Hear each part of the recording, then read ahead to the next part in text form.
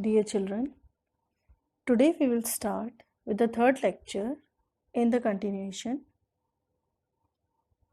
So, in the second lecture, we saw that the boy was attracted towards every stall, but he did not dare to ask his parents to buy anything for him because he already knew the attitude of the parents, the answer of the parents, that they would not buy anything for him. After the balloon seller, he went to a snake charmer to the next stall. So, in this slide, the first paragraph says, a snake charmer stood playing a flute to a snake which coiled itself in a basket, its head raised in a graceful bend like the neck of a swan, while the music stole into its invisible ears like the gentle rippling of an invisible waterfall. The child went towards the snake charmer.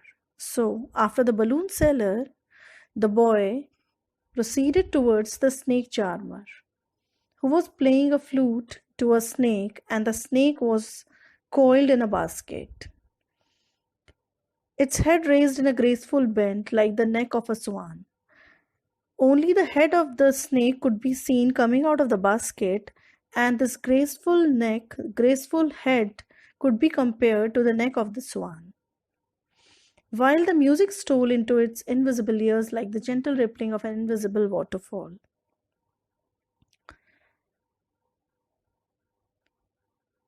It seemed that the music of the flute was heard by the snake's invisible ears, and this created the effect of a waterfall on it, because it was moving its neck in a similar way. The child went towards the snake charmer. The boy walked towards the snake charmer, but as his parents had warned him to remain away from such kind of unpleasant music played by the snake charmers and all, so without enjoying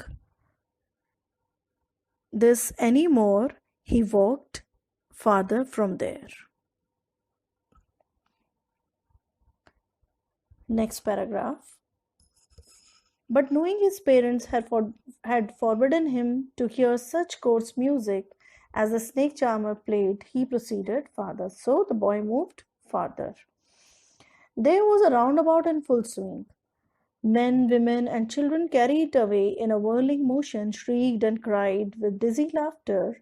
The child watched them intently, and then he made a bold request. I want to go on the roundabout. Please, father, mother.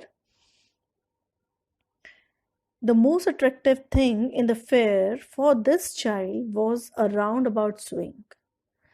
When the child saw that so many men, women, and children were enjoying there, they were carried away in a circular motion, whirling motion, and they were enjoying by shrieking, crying, and laughing. The child was so fascinated towards this view. He watched them carefully, and then finally he decided his mind to ask his parents. He made a bold request. I want to go on the roundabout, please, father, mother. So finally, he made a request to his parents that he wanted to go on this roundabout swing. The next paragraph. There was no reply. He turned to look at his parents. They were not there ahead of him. He turned to look on either side. They were not there. He looked behind. There was no sign of them. As soon as the child made up his mind to ask his parents to let him have a ride on this roundabout swing, the child found that his parents were not there. Because he did not get any reply from them, he turned towards them. He saw that they were nowhere. He looked around and behind, but his parents were nowhere to be seen. The difficult words of these paragraphs are overwhelming, a very strong emotion, forbidden, not allowed, coarse, unpleasant, intently, carefully. Now, moving on to the next paragraph, we'll see what happens in this paragraph. A full deep cry rose within his dry throat, and with a sudden jerk of his body, he ran from where he stood, crying in real fear, "Mother, father!" Tears rolled down from his eyes, hot and fierce. His flushed face was converged with fear. Panic stricken, he ran to one side first, then to the other. Hither and thither, in all directions, knowing not where to go, "Mother, father!" he wailed. His yellow turban came untied, and his clothes became muddy. As soon as the child found that his parents were not beside him, he became very upset. Suddenly, he cried loudly. There was a jerk in his body. He was running here and there, calling out for his parents. He was full of fear, and tears started rolling down his cheeks. He was wailing, he was lamenting for his parents. And in this movement of running here and there and wailing, lamenting for his parents, his turban opened and his clothes became muddy. Next paragraph. Having run to and fro in a rage of running for a while, he stood defeated, his cries suppressed into sobs. At little distances on the green grass he could see, through his filmy eyes, men and women talking. He tried to look intently among the patches of bright yellow clothes, but there was no sign of his father and mother among these people who seemed to laugh and talk just for the sake of laughing and talking. When the child was running here and there, in a rage of running for a while, he stood defeated because he was not able to find his parents. After some time, he gave up. The loud cries turned into mild sobs. He was tired.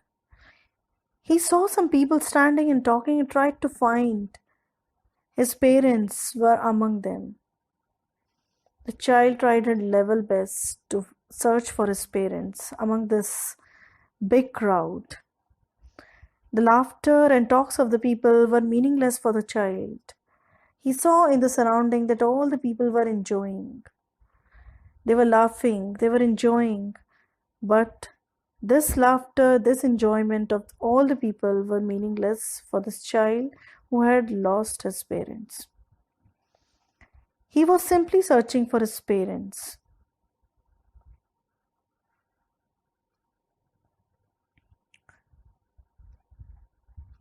Now, the next paragraph, he ran quickly again, this time to a shrine to which people seemed to be crowding.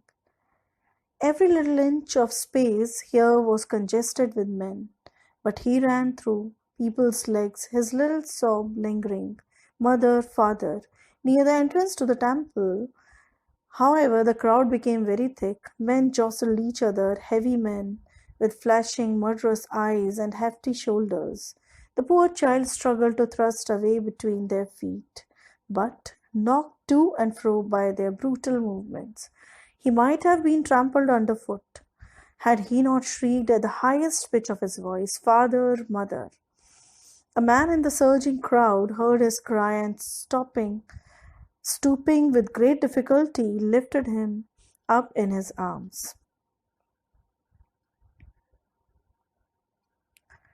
Now, the boy ran towards the temple, which was crowded with people. He ran through the legs of men, calling out for his parents. Continuously, his eyes were looking for his parents. The crowd was pushing each other as he neared the entrance of the temple. The boy got scared of all these huge people who were staring at him with their murderous eyes and pushed him with their strong, big shoulders. The boy could have been crushed under the feet of the men had his cries not been heard by a man in the crowd. And after looking at the boy crying bitterly, this man lifted the child in his arms.